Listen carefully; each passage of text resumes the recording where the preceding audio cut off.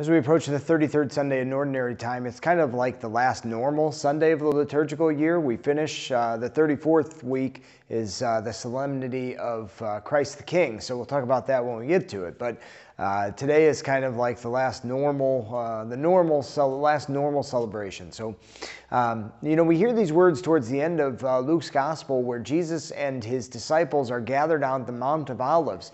And they're looking across the Kidron Valley at the temple, and some of his disciples are marveling at the beauty of the temple. And Jesus, kind of says, "Well, you think it's pretty grand? It's all going to be destroyed in a matter of days when it comes down to it." And in that moment, they're probably wondering how in the world. But it happened before, in the 500s BC, when Judah was carried off into exile. I mean, the temple was destroyed once before, so who's to say that it can't happen again? Now, here's the thing for us. We need to remember that basically every prophecy in the Bible has already come to pass and has yet to happen. So Jesus is talking specifically about the temple, and it was destroyed in 70 AD. But the interesting thing is, the temple itself was kind of a microcosm of the whole universe, and the Jews saw it this way. There were elements of the temple that corresponded to elements of the universe. And so for Jesus to prophesy the end of the temple was, in a sense, for him to prophesy the end of the world. So not just a symbol, he uses it as such to say that this age will come to an end.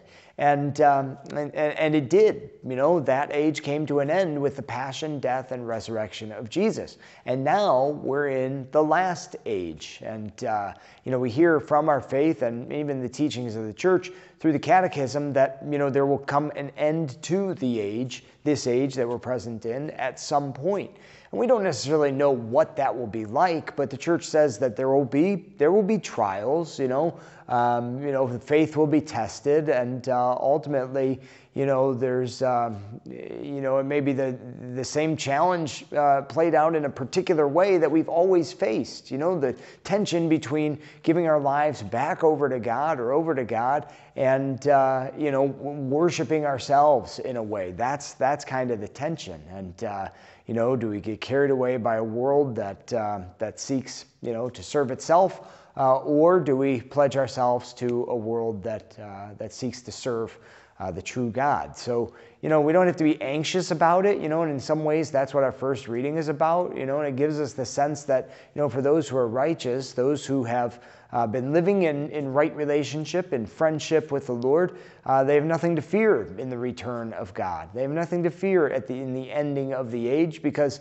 God judges with justice, and mercy. We don't hear that in the first reading, but God judges with justice and mercy. So if we are giving our lives over to the Lord, we have nothing to fear about those final trials whenever they come about. I mean, that's the thing. Jesus said plainly, nobody knows the day nor the hour. And, we've been in this last age for 2,000 years. So, Jesus and the Christian, giants, the authors, the saints, they tell us, be prepared as if, this is the day, but also we need to be in it for the long haul. So we prepare with the end in mind. That's what the Christian life is about. Looking to the end, the union with God forever in heaven that we so desire.